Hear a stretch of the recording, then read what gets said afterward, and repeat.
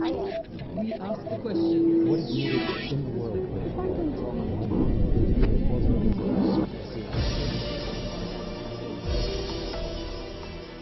The fourth most populous country in the world, 250 million people in Indonesia, will soon elect a new leader.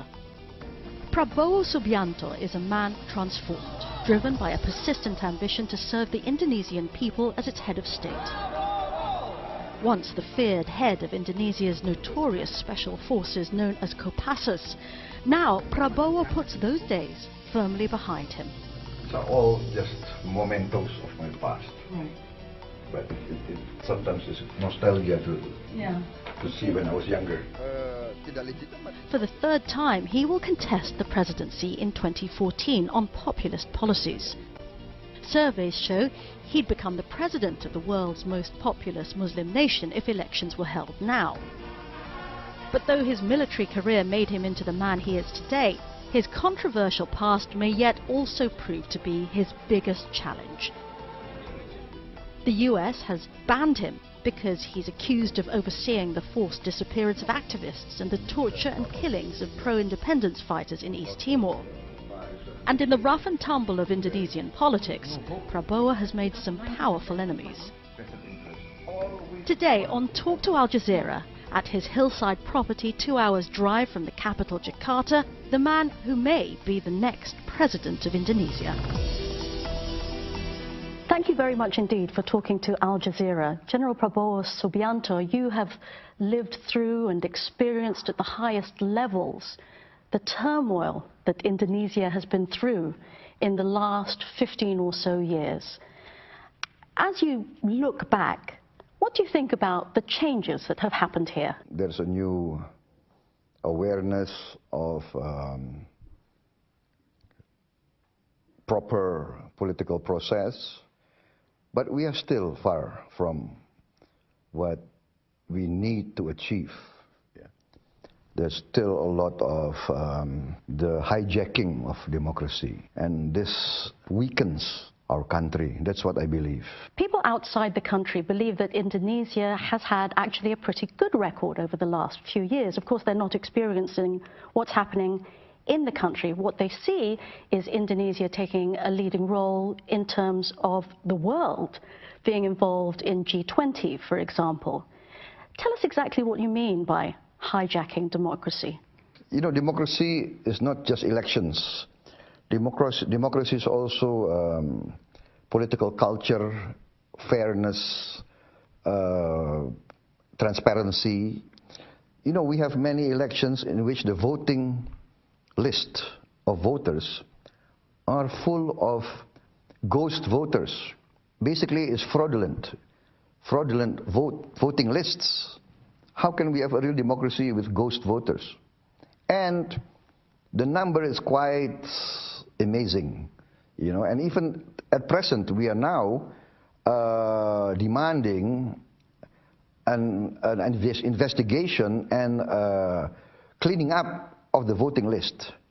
Because how can we have elections with a fraudulent voting list? You know, people who have died many years ago, they're still there. 5-year-old kids are still there. You have names that come up maybe 30 times, the same name with different addresses. You know, so this type of fraud is very prevalent. And the buying of votes, the buying of election officials is very prevalent. That's what I mean by the hijacking of democracy. So on the surface, it looks good. But in substance, a lot must be achieved. And the problem is if our people in the end lose trust in government, lose trust in institutions, then I'm worried. I think there can be a real breakdown in the body politic, you know, in our political life. Because history teaches us that if the people lose trust in the institutions, they lose trust in the judges, they lose trust in their government leaders. You know, they know, oh, these are the same power holders, they will lie to us, everything is not as it seems. lack of trust, and then this history teaches us is the beginning of breakdown, of failed state. You know, Indonesia is a huge country. I was just reading an article that was saying that there are more Muslims in Indonesia than there are in Egypt, Syria, and I think Lebanon all put together. I think we're the largest country with the largest Muslim population in the world, I think. Given that, what kind of leader is needed? And given what we've seen around the world, it seems that there is a change in the mood, that people want transparency. They may not want the kind of strong leadership that I gather that you believe is necessary. I think every leader should be strong. How can you be a leader if you're not strong? You must have strong character, you must have strong integrity, you must have a strong belief in common sense, in honesty. How can you have a weak leader anywhere in the world? You know, Margaret Thatcher was considered the Iron Lady, you know. So how you? So I don't think that's a relevant position. What I think is now, I once met a very wise and honest Indonesian political leader who's retired now, a very successful governor of one of our provinces. And he told me, you know, Prabowo, the essence of leadership in government is very simple. Two things, he said. Love your people, use your common sense. So this is sort of guiding me, you know. First, we must be driven by our love for our people. We want to serve them correctly. We want to be honest with them. And we use our common sense for the general benefit, for the good of the many. So I think this is very important. So the type of leader every people want, I think, especially the Indonesian people, they want an honest leader. They want a clean leader. I think that's what they want. Mm-hmm. That's what they yearn for. Mm. And I think the Indonesian people yearn for that traditionally throughout our history. The myth of our people, the mythology, the legend is always yearning for the just leader. We call it in Indonesian Ratu Adil. Ratu is the prince, or the princess, or the queen, or the king. Adil is just. So we can translate it as the just leader. Mm-hmm. Our people want a just leader. You have transformed yourself into a populist politician, it seems.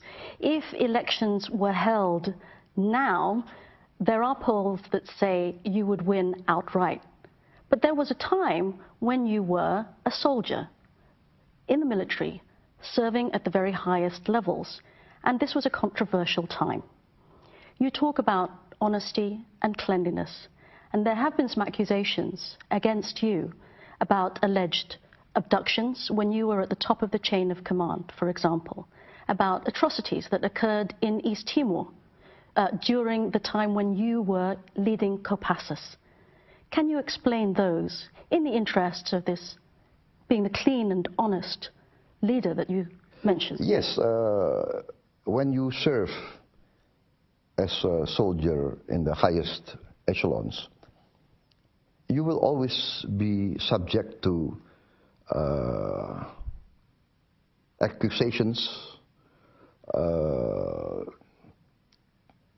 charges, defamation of character. That's the risk of your profession.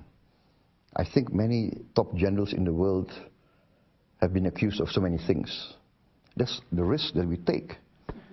That's why they give you a high rank, and that's why also sometimes you have to face very tough challenges, tough accusations. I think that's part of it comes with the profession. Yeah? And if you are high profile, if you take a strong position on anything, you will you will face these charges. But most of these charges, nearly all are defamation of character. They are designed to destroy my integrity. And you know, this is my third general election. This is my third. I've been competing in politics for 15 years in business. So every time my support goes up, accusations start coming. But the Indonesian people, they are not that stupid, you know. That's why I'm getting a strong support now. So do you deny those accusations outright? Of course, I've denied many times. On record, I've been accused of planning a coup d'etat. This was during the time of... 98, yeah. Yes, Suharto. Yeah, planning a coup d'etat, but did I carry out coup d'etat? You know? So history is my witness, you know, so I think my track record speaks for itself. I think the Indonesian people realize that I have proven my loyalty to the Indonesian Constitution, that I did not carry out the coup d'etat. The track record, though, has also led to your being blacklisted from the US, hasn't it? Well, Nelson Mandela was blacklisted from the United States at one time. Am I not in good company? But you're not Nelson Mandela either. I'm not, but he was at one time blacklisted. Many were blacklisted. It's part of the defamation campaign. I think many people in America realize that I was not responsible for many of the accusation that was leveled against me. One of the reasons that Indonesia has become a global leader, as it were, is because of its very successful economy. But it seems that you're worried about the economic direction of the country as well. What kind of a program would you espouse? Would you describe yourself as an economic conservative? No. Coming back to the economic situation in Indonesia now is very worrying. This is what I've been warning for many years, that the nice figures, the attractive figures, is a bit of sort of icing. It looks good on top. We have 50% of our population living below the poverty line. Now, for the first time in 15 years, we have a trade deficit. We import more than we export. Can you imagine an agricultural society importing food? 3/4 of our national territory is the sea, is water. And we import fish. And we import salt. Can you imagine that? Mm-hmm. How can you say that we are a strong economy if we have to import fish and salt? To get back to the political situation, the current president is a former military man. You yourself are a former military man. What should, do you think, the role of the military be in a democracy?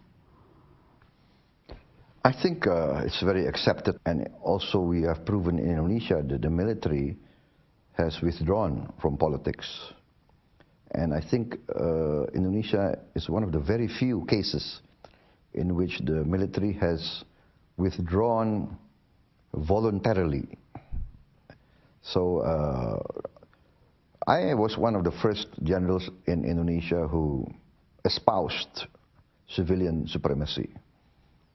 So I hold the Constitution, because I think that the ultimate power holder must be elected by the people. And the military, of course, is a servant of the state, servant of the people, not elected. So the military should not have political function. However, the history of Indonesia shows that in cases where the civilian institutions are absent or have failed, sometimes the military have been forced to enter civilian government, or to take over the functions of civilian government by force of circumstance. But I think we are developing a mature society, and I think This must be continued, you know. We must not be derailed, we must not be hijacked by corrupt invested interests. And I think this is a danger now. In Indonesia, we're coming to a very sensitive period of our history. So, in the sense that? In the sense that, as I said, democracy in Indonesia can fail by the weakness of our legal system or enforcement system, the massive cheating. Is very, very sensitive period. So I think this is how wise will the Indonesian elite be, or will the Indonesian elite want to continue, you know, business as usual, continue the current state where everything is up for sale. They might not like to hear you saying that, being a potential president. This is the feeling of the people. The people are fed up. You know, you have if you have no money, you cannot get real justice in Indonesia. You know, that's the situation. You see, so I think that's the danger is that democracy can be derailed. If I may, you talked about justice as being an integral part of democracy. There are those who were victims of past authoritarian regimes under Suharto, when you were a top general, of course, leading the military, leading the special forces. What about justice for them? Yes, justice for everybody. Yes, victims of disappearances. Disappearances? Yeah. Is it? Are you meaning that I'm responsible for the disappearances? Well, you've denied it, of course, yes. But in principle, should they also have had some kind of process of truth and reconciliation, maybe, or some kind of judicial process? Yes, of course. Would you, under a Prabowo Subianto presidency, offer that to victims of human rights abuses during those times? Yes, I think you know, you have to take things in proportion. You have to take things with fairness. But we respect human rights everywhere. You know, that's why we get a lot of support from the people. Within the military, you might also face some opposition. I was talking about the elite might not like it, that you want to change things around and you're worried about vested interests. No, it's not that I want to change things around. But it's the demand of history. It's the demand of the people of Indonesia. If I don't carry it out, someone else will. The people are fed up with corruption. If we cannot bring good and clean government by the elections, there will be a popular uprising. There will be revolution. What makes you say that? That's the lesson of history. Isn't that fear-mongering in a certain extent? No, it's not. That's what's happening in the Middle East. If you don't have justice, if you don't have equity, if you don't have social justice and economic justice, you will have unrest. It's not Prabowo. I'm not fear-mongering. It's history. You know? So I sense what my people want. I know what they want. They are fed up with corruption. The key is always, in my reading of history, is good governance. That's the key. So how would you deal, for example, with religious difference? There is a rising religious intolerance in this country, and there are those who are disappointed with the way that the current president's dealt with it.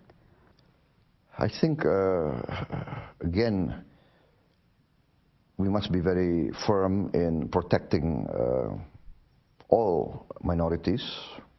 That's one of the strong pillars of my political party. But wasn't there a time that you yourself allied with some Islamist, as they say, to use the jargon, parties? You know, in politics, sometimes you do have to maintain communications, right? And I would not say ally, but, you know, in politics, you will always be accused of being not left enough or not right enough. maybe you're too Islamist or not Islamist enough. So that's the risk of the profession. Prabowo Subianto, as I've mentioned in the past, you've had quite a controversial record. That might mean that your enemies are not just in the political scene, but even within the military. Is that something that you sense, that the military is divided? Do you feel that there are cliques, as it were, that you are up against? No, I mean, cliques you have everywhere. Even in your high school, you have cliques, right? So it's human nature. But and then you have likes and dislikes.